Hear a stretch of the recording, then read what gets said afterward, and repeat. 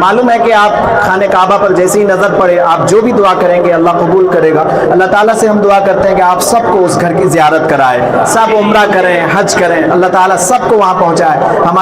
ہمارا تو وہ مرکز ہے، وہی اصل ہمارا محور ہے، ہم سب وہاں پہنچے، اللہ سے یہ دعا کرتے ہیں۔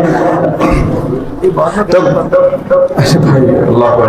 آپ کو معلوم ہوگا کہ جب وہاں جو حرم ہے، حرم کے اندر ایک نماز پڑھنے کا ثواب 1,00,000 کے برابر ثواب ملتا ہے۔ دیکھیے جگہ کے بدلنے سے اللہ تعالیٰ نے ثواب میں کتنا بڑھا دیا۔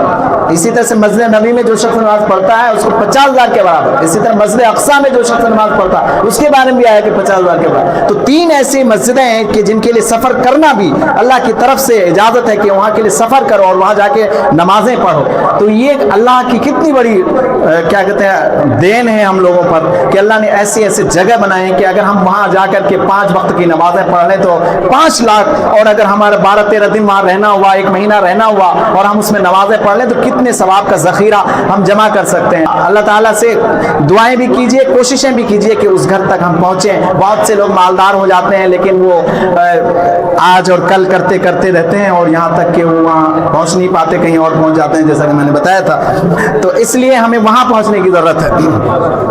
اب ظاہر سی بات ہے کہ کوئی شخص وہاں گیا ہے تو واپسی بھی تو ہونی ہے، اور جب وقت کی جدائی آتی ہے تو اس وقت پھر انسان بہت روتا ہے، یہ سوچتا ہے کہ میں وہیں رہ جاؤں۔ اگر کسی شخص کو اتنی وسعت ہو کہ وہ وہاں قیام کر سکتا ہے تو اس کو وہیں رہ جانا چاہیے۔ یہ ایسی چیز ہے کہ کبھی آسودگی حاصل ہی نہیں ہو سکتی، کبھی پیٹ بھر ہی نہیں سکتا، کبھی من اور دل و دماغ پر ہی نہیں ہو سکتا۔ یہ سی کشش اللہ تعالیٰ نے رکھی ہے، جبکہ وہ در و دیوار ہی تو ہیں، لیکن وہ کیسی جگہ ہے کہ جس کو انسان اس قدر محبت سے دیکھتا ہے۔ آج بڑے بڑے محلے ضرور ہوں گے، اس سے بھی قیمتی ہوں گے، لیکن اس کی وہ عظمت ہو سکتی ہے کیا؟ نہیں ہو سکتی۔ لیکن جو در و دیوار خانہ کعبہ کے ہیں وہ کیا ہی کشش اللہ نے رکھا۔ کیوں؟ اس لیے کہ وہ اللہ کا گھر ہے نا۔ جب اللہ کا گھر ہے تو اللہ کا نور ہر وقت برستا ہے، اور اسی کے سامنے بالکل بیت المعمور بھی ہے۔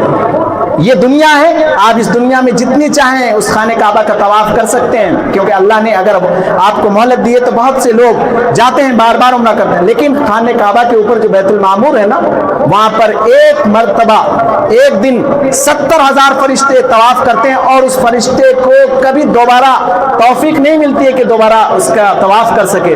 اس سے یہ بھی پتہ چلتا ہے کہ فرشتوں کی تعداد بہت زیادہ ہے، مخلوق سے بہت زیادہ ہے، کیونکہ ان کو ایک بار ہی طواف کرنے کا موقع ملتا ہے، دوبارہ پھر کبھی نہیں ملتی۔ اور دنیا کا جو خانہ کعبہ ہے ایک انسان کتنے بار چاہے کر سکتا ہے جا کر۔